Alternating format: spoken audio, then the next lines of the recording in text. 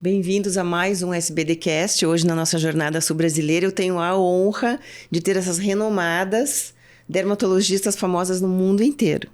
Doris, você que publicou e estudou tanto sobre celulite, como que está essa história? Qual que é o melhor tratamento? O que você tem feito para os teus pacientes? Olha, mesmo antes do ano 2000, eu tenho a honra de estar aqui com a minha colega, a doutora Rose, minha coautora, né? A gente desenvolveu pioneiramente a técnica que é a mais, que é a considerada número 1 para o tratamento das lesões mais comuns de celulite, que são aqueles furinhos da celulite, né? Porque a celulite é caracterizada por alterações de relevo que podem ser elevadas, mas as mais comuns são a subcision. E a subcision, né, é a técnica número 1 e, digamos, qualquer técnica que corta o septo subcutâneo, ela é caracterizada pela subcision, que foi desenvolvida para o tratamento de celulite por mim e pela minha colega, a doutora Rose Mazzucco. Mas claro que hoje tem outras coisas, né, que a gente trata a celulite, porque a gente tem a questão da flacidez, que também a gente descreveu no ano 2000 ainda, né?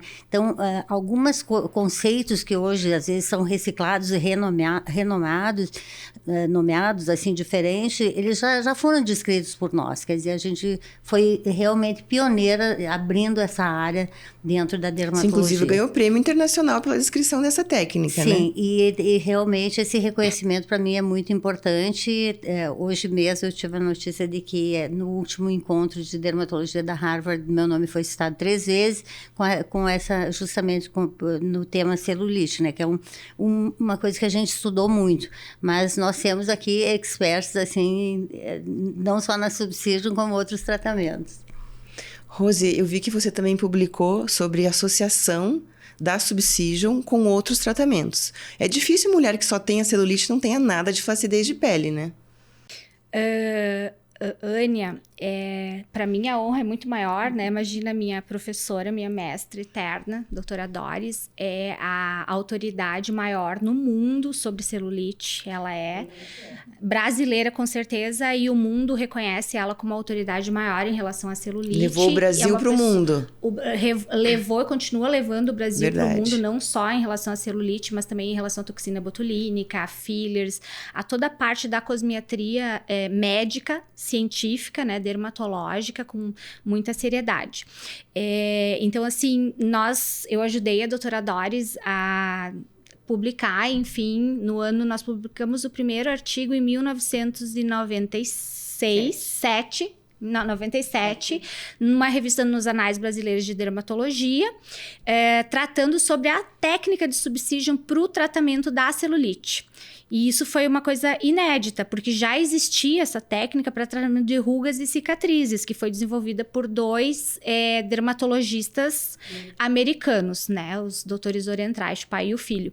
E a doutora Doris teve essa ideia e nós escrevemos juntas, né? Assim, para mim foi um dos pontos maiores da minha vida e profissional, e escrevemos então em 97 para os Anais Brasileiros de Dermatologia, e posteriormente nós publicamos numa revista internacional, e então essa técnica se tornou padrão ouro para tratamento de celulite, das depressões da celulite, né, depressões principalmente as mais profundas que têm fibrose no mundo todo. Mais adiante, pela pesquisa da própria doutora Doris, se entendeu que a celulite, ela é multifatorial. A gente não chama de doença, mas ela é um problema, né, dermatológico e estético que está associado a várias outras alterações, dentre elas o próprio envelhecimento. Então, com o envelhecimento, a gente tem a flacidez, que é a perda de sustentação dérmica e subcutânea pela quebra das fibras de colágeno. Então, isso já começa a partir dos 30 anos. Então, uma pessoa, por exemplo, quando a gente atende uma paciente que tem celulite a partir dos 30, 35 anos, você sempre tem que considerar que ela tem algum grau de flacidez, dessa perda de sustentação dérmica. Tanto que a celulite piora muito, principalmente depois dos 40 anos. Então, aí a gente desenvolveu técnicas associadas à subcision. A subcision continua sendo padrão ouro. Desenvolvemos técnicas associadas, como o uso de bioestimuladores, de tecnologias para melhorar a celulite, Com flacidez melhorando a junto. flacidez. E como que faz essa técnica? Como que é a subsídio? Explica para os nossos pacientes. Eu acho que a doutora Doris é mais... Então, na verdade, as lesões deprimidas, elas têm um septo que parece uma pequena árvorezinha, que ele vai se ramificando puxa até a a pele pra superfície da baixo. pele. Esse septo puxa a pele para baixo e esses são septos rígidos. Não é possível, por exemplo, com uma tecnologia, esfichar esse septo. Em estudos que a gente fez em cadáveres, a gente tentou romper o septo com pinças e não é possível romper. Muito duro, muito firme, Eles são né? muito rígidos. Então, a única maneira é realmente cirúrgica. Então, o subcision é o tratamento A gente número 1. entra com então, o que agulha, acontece? né? Esses septos repuxam a pele para baixo. No momento que a gente secciona esse septo, automaticamente o relevo já é corrigido. E isso é uma coisa muito importante, porque os doutores orientais, quando descreveram para rugas e cicatrizes da face, eles descreveram com um segundo mecanismo de ação, que é a formação de um novo tecido conjuntivo, que realmente acontece na face, mas praticamente é nulo na celulite. Isso é um dado interessante que a gente aprendeu, porque a minha experiência hoje está em torno de 3.000 pacientes tratados ao longo de todo esse tempo. Então, na verdade, a gente sabe que o principal mecanismo de ação é o corte do septo. E eu vou registrar aqui também que a gente contribuiu para o entendimento dessa técnica. Junto com a doutora Rose, nós publicamos o terceiro mecanismo de ação, que ocorre no momento que a gente tira aquele pilar, verdadeiro pilar ali que atravessa a gordura, tracionando a pele. Nós temos uma redistribuição da gordura desses espaços, da força de tração, quer dizer, tem um fator mecânico aí, tirar a força de tração do septo e normalizar a força de tensão da gordura. Então, na verdade, se faz uma arrumação subcutânea dessa técnica. Eu quero deixar claro aqui que o preenchimento ele pode ser feito principalmente porque agora nós temos o ácido hialurônico, né? Mas para uso corporal. Mas, na verdade, não se faz o preenchimento para preencher furinho da celulite. Na verdade, uma coisa é a celulite, que se trata as lesões deprimidas. Subcision. Exatamente. E a flacidez, que é um componente super importante, como a doutora Rose falou, a gente vai tratar com bioestimuladores, que ela tem uma experiência. E a flacidez pode piorar com o uso de bioestimuladores. A flacidez, ou seja, peraí, galera. A lesão deprimida. A lesão deprimida. Só um pouquinho, deixa elas fecharem A gente ali. corta. Pode perguntar de novo? Pergunta de novo, começa de novo. Não fechou a porta.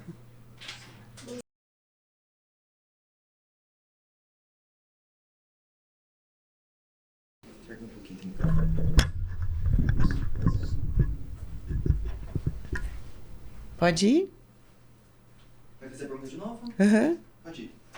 Doris, então tem a possibilidade dos bioestimuladores piorarem a celulite se a gente não fizer a subcision? Para lesão deprimida não vai se usar bioestimuladores. Eu já tive casos que foi piorado pelo uso do bioestimulador. Por quê? Porque, digamos, o colega inadvertidamente injetou um bioestimulador que vai formar colágeno e fibrosar ainda mais esse septo. Então, uma coisa é certa, se você tem furinho de celulite, você que está nos ouvindo, a técnica correta é subcision. E quem está falando é quem realmente sabe. Bom, e aí nós temos aí o componente da flacidez, o que é a flacidez? A flacidez é um aumento desse envelope cutâneo, né? A pele é praticamente um envelope que cobre todo o corpo. À medida que a pele vai esfichando e à medida que nós envelhecemos, a tendência é ela ficar um pouquinho mais larga. E tem um detalhe importante na nádega, porque também nós fizemos um trabalho importante com a doutora Tassiana, fazendo as medições de como os pacientes com diferentes índices de massa corporal vão perdendo a gordura subcutânea. Nós temos basicamente o componente superficial e profundo da gordura e a gente estudou em pacientes com diferentes índices de massa corporal como é que vai perdendo a gordura. À medida que nós vamos perdendo a gordura do bumbum, você vai desinsuflando aquele contorno vai murchando, redondinho, né? Murchando. Que aí, não só o bioestimulador, mas eventualmente... Eu realmente não recomendo nada diferente de ácido hialurônico, se for o caso de preenchimento, mas os bioestimuladores é a primeira opção, porque essa flacidez mais superficial é a primeira que aparece junto com a celulite. Só para acrescentar, né? Então, assim, para deixar bem claro, nós temos a celulite, ela na verdade é um diagnóstico clínico. né? Então, qual é a definição de celulite? São alterações de relevo em áreas específicas do corpo. Por exemplo, nádegas, coxas, que podem ser lesões, enfim, a gente chama de lesão, né, na dermatologia. Podem ser áreas abauladas e podem ser áreas deprimidas. Então, essas áreas abauladas, hoje o entendimento que a gente tem, principalmente após os 35 anos, elas estão associadas à flacidez também. Mas elas também podem estar associadas à gordura localizada.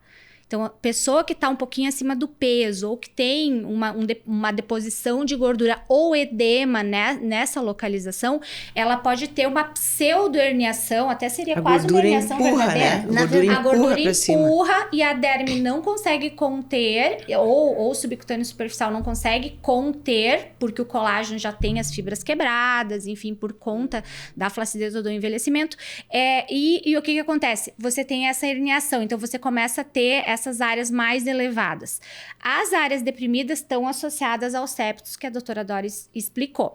Então, a subsídio, ela vai servir, ela funciona e é o tratamento padrão ouro, tá? E lembrando assim, o nome é subsídio. E não é nenhum outro. Tá? Não é nenhum outro, porque isso é uma marca registrada, né? Subsídio é uma marca registrada. Do Dr. Orientais. Então, qualquer incisão subcutânea que corte septos fibrosos tem que se chamar subsídio, né? Então, em respeito ao autor original. E isso, assim, isso é uma coisa que a doutora Doris, imagina, né? Ela que desenvolveu a técnica para celulite e ela segue até hoje o nome correto. E a gente vê, assim, cada congresso que a gente vai, cada post que a gente abre, às vezes no Instagram, a gente vê pessoas renomeando uma técnica que já está consagrada. Que é registrada. Uma técnica registrada. Registrada e consagrada. Então, assim, o que acontece? Então, para essas áreas deprimidas, você faz a subsídio. Agora, se você fizer subsídio nessa área abaulada, vai piorar. Vai piorar. E nessa área abaulada, então como é que você trata essa área abaulada? Você pode usar o bioestimulador, dependendo também, porque essa área abaulada tem que estar associada à flacidez, porque se você usa o bioestimulador numa área abaulada em que a gordura é muito tensa, você piora essa área abaulada. Então, você usa o bioestimulador para essa área abaulada associada à flacidez, então a celulite melhora. Ou as tecnologias. Hoje a gente tem muita tecnologia que compacta um pouco essa gordura, que melhora também essa produção de colágeno mais superficial e segura essa gordura, entende? Então a associação... Porque firma a pele. Porque firma a pele. E, então você faz com que esse envelope, que a doutora Doris descreveu muito bem, que é a pele que está sobrando, você faz ele contrair. Ele contraindo, ele segura o que está por baixo. Então, assim, só explicando bem, assim, de uma maneira bem prática. E então a associação da subsídio com bioestimulador e tecnologias seria hoje a tríade, né, doutora Doris? A tríade ouro do tratamento da celulite após os 35, 40 anos. Tá? E assim, também concordo com a doutora Doris, eu não uso, né, não usaria nenhum outro preenchedor que não ácido hialurônico. Vamos né? deixar claro, não usem PMMA no bumbum. Assim, não usem. A gente isso sabe definitivamente que tem não colegas, assim, que até colocaram nome, inclusive, em técnicas em que utilizam PMMA e etc. Mas, assim... o PMMA tem uma discussão muito grande, né, doutora Doris? E não é de hoje, né? A gente é da época de 25 anos atrás, quando começou a usar o PMMA, e a gente viu bastante problema, bastante complicação ao longo desses anos. E tá cada vez pior. Hoje, né? Até As hoje, complicações estão aumentando em intensidade e em frequência. E infelizmente, né? depois a doutora Irá pode falar, né? Eu acho que ela pode falar muito bem das complicações, né? Do PMMA e dos produtos utilizados, não só o PMMA, mas outros produtos utilizados de maneira intempestiva ou de maneira irresponsável, né, por profissionais. Então, vou passar exatamente. pra Irá. Hoje o que a gente vê é não só o PMMA, mas uma mistura de produtos. Então, muitas vezes, o próprio paciente não tem ideia do que foi injetado, ou o que foi dito para ele que estava sendo injetado não é o que nós encontramos quando nós vamos fazer análises, inclusive nas lâminas, ou seja, nós não estamos supondo isso, nós estamos de fato vendo, e não é compatível com o que foi prometido para ele ser injetado, o que já é um grande problema. Então você imagina que você está comprando muitas vezes um procedimento com ácido hialurônico e recebendo um procedimento com PMMA. E muitas vezes a gente só vai se dar conta quando houve uma complicação. Não, geralmente só quando houve a complicação. E pode ser muitos anos depois. Muitos anos depois, e às vezes a gente sabe que esses produtos migram. Então a pessoa preencheu, por exemplo, a nádega e ela tem um nódulo lá perto do joelho. E às vezes o paciente não associa. Então eu já tive pacientes, por exemplo, que foram no ortopedista, né? Porque ele não tinha nem ideia do que ele tinha. Então, hoje é tão complicado isso que o objetivo desse tipo de situação é muito nobre, de realmente educar o paciente que está ouvindo sobre os riscos que ele está correndo. E isso que vocês falaram, eu estava aqui só ouvindo, e eu acho fundamental, porque às vezes a pessoa a técnica, mas o fundamental da técnica é executar a técnica no local correto. Porque como vocês bem falaram, se você colocar um bioestimulador num local onde eu tenho uma trave fibrosa, o que é uma trave fibrosa? Então, vocês imaginam que eu tenho uma superfície aqui, tá? Um papel, e eu tenho um barbante puxando. É esse barbante puxando aqui que seria essa trave fibrosa que elas estavam explicando. E se eu botar um produto aqui que deixa essa trave fibrosa mais espessa ainda, com uma força de resistência de puxar ainda maior, vai fazer o quê? Vai piorar, ela vai puxar mais. Enquanto, quando existe flacidez, como a doutora Rosemary bem falou, imaginem um papel seda, um papel fininho. Ele vai causar irregularidades. E o tecido adiposo é um dos tecidos que mais tem capacidade de hiperplasia e hipertrofia. O que é isso? Você ingere algumas caloriazinhas a mais, que a gente adora, é difícil manter essa disciplina. E a sua célula de gordura, que na verdade é um monte de bolinha, que a gente chama de adipócito, essa célula incha. Ela nem precisa se multiplicar. Então, a célula adiposa, ela tem uma capacidade de hiperplasia de 1000 vezes. Então, você imagina uma bolinha que é desse tamanho ficar 1000 vezes maior. E aí, o que acontece? Se você tem um papel seda em cima, e essas bolinhas começam a aumentar de tamanho aqui, várias delas. Uma pipoca estourando. Isso, gostei, amei isso. Vai ficar uma superfície toda irregular, certo? Agora, se ao invés de eu ter o papel seda, eu tiver uma cartolina, que é o que vai fazer o bioestimulador, ele vai segurar. Ele não vai deixar essa pipoquinha estourar, ficar toda irregular. Então, assim, para explicar, que eu acho que é importante, né? Às vezes a gente fala sobre várias coisas científicas, mas para a pessoa que está lá ouvindo em casa e que pode ter uma certa dificuldade de entender esses termos, septo fibroso, hiperplasia, hipertrofia, né? E que a gente precisa desse lado científico, mas o principal que a gente quer dizer é o perigo que às vezes a pessoa corre em até fazer o procedimento que é o reconhecido, que é o relatado pela doutora Doris, mas às vezes com uma pessoa que não tem um expertise de como fazer esse procedimento no local certo. Ou Exatamente. seja, vai dar errado. Inclusive a subcision realizada num plano errado pode piorar a celulite. Então, eu acho que a gente tem que deixar essa mensagem para o público. Furinho da celulite, lesão deprimida, a técnica se chama subcision. É isso que vai resolver.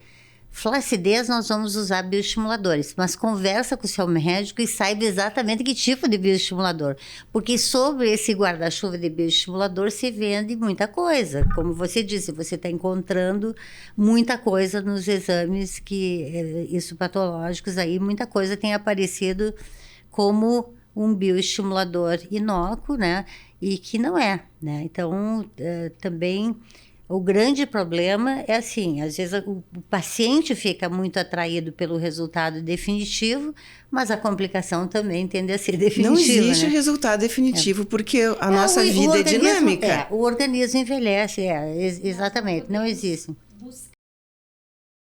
eu nunca mais vou precisar fazer nada. Não, Essa nada, ideia não não existe. existe. Não existe um tratamento e vai parar. Você só para de envelhecer quando morrer. Quando A morrer. cirurgia Essa é a plástica, por exemplo, você faz uma abdominoplastia, ela vai te durar o quê? No máximo 10 anos, se você se cuidar, né?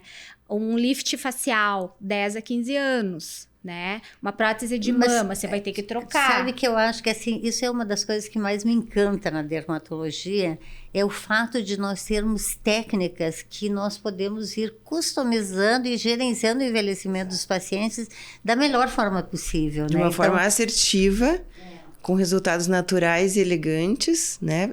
Para que você conduza aquela pessoa ao longo da vida dela, para que ela continue sendo como ela sempre foi, que ela nunca sofra transformações. Né? Exatamente. E no ano passado eu fiz uma apresentação que eu adorei fazer, porque eu falei justamente do acompanhamento de pacientes a longo prazo, né? Que é o sonho de todos nós, é poder seguir um paciente ao longo do seu envelhecimento, né? Ir orientando e seguindo esse paciente.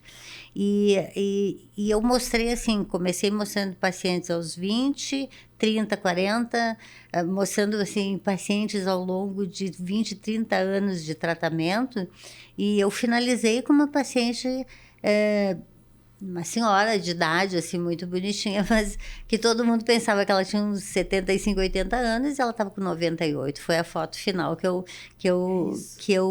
falei. Então, eu acho que o bacana disso é a gente poder ajudar o paciente a envelhecer bem, né, com tratamentos que não descaracterizem ele, e a gente pode falar no podcast também dessas distorções.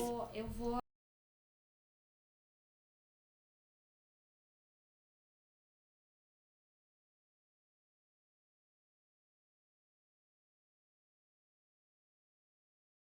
professora. Continua sendo, né? Foi todas nós. Nossa professora. A gente também é meio prof, né? Dos colegas também, porque a gente pesquisa e gosta de fazer isso. Mas, assim, nós vimos vários modismos ao longo desses 28 anos. Nós vimos o modismo da pessoa ser extremamente magra. Depois nós vimos o modismo de ter, por exemplo, não ter sobrancelha, né? A sobrancelha ser bem fininha. Aí depois a gente teve o modismo da bocona, né? E muitas pessoas foram preenchidas com materiais definitivos, por exemplo, PMMA, por exemplo, e assim, não tem silicone, não tem como remover, né? Então, era uma coisa definitiva para quem busca coisas definitivas, né? Às vezes você tá comprando uma coisa que você acha que é boa e só você não pode esquecer que pro resto da vida você vai ter este produto no seu corpo. Então, você vai envelhecer, você vai passar, você vai gestar, você vai ter, às vezes, algum problema de saúde, você vai ter viroses, você vai se vacinar, você, às vezes, vai ter que fazer um tratamento imunossupressor, e aquela substância tá ali, né? Como aconteceu na época do Covid, né? Que muitos preenchimentos aí até reagiram. hoje, né? Por conta das vacinas. Mas, assim, a gente passou por várias fases de moda, né? Daí teve a moda também do seio grande, agora, né? Tá todo mundo tirando. Tá todo mundo explantando, né? Assim, então, Hollywood também tá muito, né? Agora a moda é, assim, ser mais, né, assim, com seio pequeno. Agora a gente tá tendo a moda entre aspas, da bomba, né? A gente teve a moda também da bichectomia, né? Agora não se fala mais em bichectomia. Aí depois a gente teve a moda do laser, do endolaser. Hoje a gente ouve muito pouco também, e o endolaser não é uma coisa nova. Eu, por exemplo, tenho endolaser na minha clínica.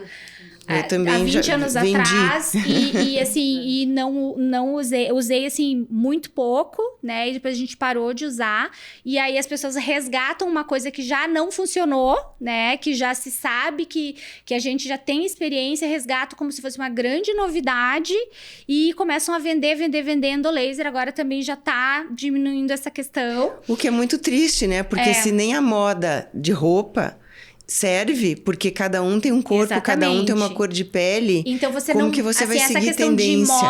Essa questão de moda, assim, você até pode, agora a tendência agora é ter um peito um pouquinho maior. Tá, mas um dia tu pode diminuir se tu quiser. Mas se tu faz agora a moda, por exemplo, agora que cheguei nesse ponto, é da pessoa ser um pouco mais, entre aspas, bombada, né? Assim, as mulheres, né? Com musculatura maior, enfim, o empoderamento, né? Até aquela questão de deixar o queixo mais quadrado, a região mandibular um pouco mais quadrada. Tem pessoas que gostam, tem pessoas que não gostam. Mas, e a questão também do bumbum grande, né? Então, assim, da cintura fina e bumbum grande, que é a moda agora. Mas assim, se você usa um material definitivo para fazer isso, você nunca mais vai tirar. Você não tira, né, doutora Aira? Tu consegue tirar, por exemplo, PMMA do bumbum totalmente de uma pessoa? Não, qualquer remoção a gente nunca pode garantir 100%.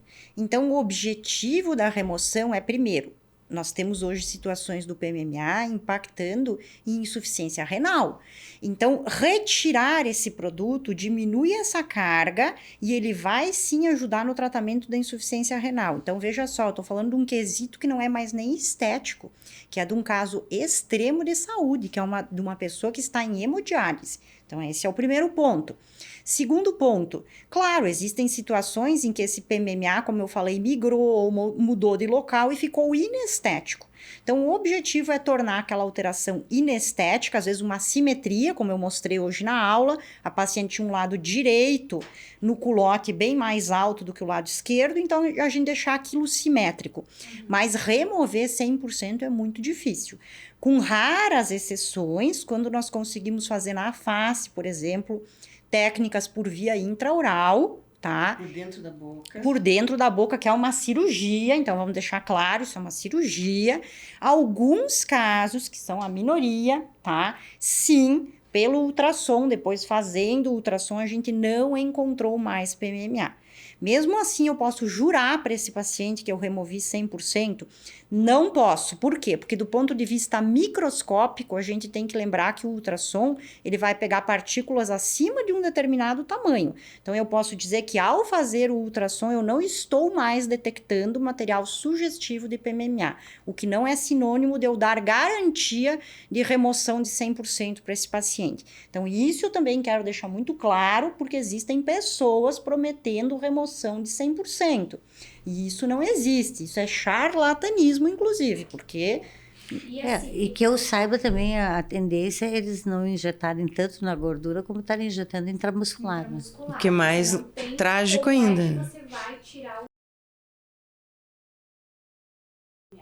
E não seria sensato porque você pode causar problemas, inclusive no movimento da pessoa. Então, existe o que a gente sempre chama de risco-benefício. Eu tenho que pesar se o meu procedimento não vai trazer um prejuízo para aquela pessoa sob outros pontos de vista, por exemplo, na marcha dela, no movimento dela, o que passa ali perto, se tem algum vaso, se tem algum nervo que pode ser lesado. Tudo isso eu tenho que planejar, porque as pessoas vêm muito querendo operar. Então, elas querem vir para a cirurgia. Eu falo, não, espera, isso é uma complicação. Eu tenho que estudar o seu caso, eu tenho que estudar tudo que está ao redor da estrutura anatômica e dos riscos que eu posso correr para ver se vale a pena eu intervir nessa situação. Então, isso é muito importante, pesar o risco-benefício, inclusive de intervir. Mas isso no caso das complicações, né? Que são muitas, que a gente cada vez vê Ou mais. mesmo se a pessoa quiser tirar. Mas, digamos assim, chega uma pessoa, fez 200, 300 ml, 100 ml de PMMA, digamos, na região glútea. Quando a gente usa o bioestimulador, que é diferente, PMMA é outra coisa, é polimetilmetacrilato, é um acrilato, então é da família dos plásticos. É um derivado de plástico. É, de plástico. Os bioestimuladores são outras moléculas que são reabsorvíveis, são substâncias que não são definitivas, né? Então, elas reabsorvem 2, 3, 4 anos, você reabsorve. O que é bom, não é ruim. O que é bom, não é ruim, porque se você tem uma complicação ou se muda a moda, por exemplo, você tem uma substância que depois você não vai mais ter. Então, você coloca de novo se você quiser ou não. Mas se você tem uma que é definitiva, e a gente atende pacientes, às vezes, que querem tirar o PMMA. Ah, eu coloquei, eu não gostei, porque eu achei que eu fiquei com o bumbum muito grande, eu quero tirar. A primeira coisa que a pessoa tem que entender é que toda vez que você corta, a retirada cirúrgica, não tem outra maneira desse produto. Toda vez que você corta, você vai ter uma cicatriz, né? Que pode ser pior ou melhor. Mas aí você troca por exemplo, um excesso por uma cicatriz, né? E às vezes, depois que você opera, você pode ter... Já vi casos que operaram e que tiveram granuloma depois, por causa do processo inflamatório pós-cirúrgico. Então, tudo isso tem que ser pesado. Por isso que a gente, né? Não é que a gente, né, doutora Doris, não é que a gente, assim, por exemplo, está fazendo um complô anti-PMMA. Não é isso, né? A gente não ganha nada com isso, né? A gente não tem conflito de interesse com indústria nenhuma em relação a isso. Mas é o que a gente vê no dia a dia, né, doutora Doris? Exatamente. E o que eu acho assim também, tem uma questão que no Brasil não é muito observada, né? Que quando a gente arruma uma nova indicação para um produto, o correto é você ter um protocolo aprovado por um comitê de ética, e quando é nova indicação, inclusive esse comitê de ética vai mandar para a Anvisa, para o CONEP, porque qualquer protocolo que envolva criança, gestante, ou uma nova indicação de um produto que é autorizado, ele vai para a CONEP, para o Comitê Nacional de Pesquisa. E a CONEP vai dizer se esse protocolo pode ser realizado ou não. Não dá para simplesmente experimentar no paciente sem ter. Então, toda a nova descoberta em medicina, ela é sempre muito bem-vinda, e mais do que isso, ela deve ser disponibilizada para todos os pacientes, né?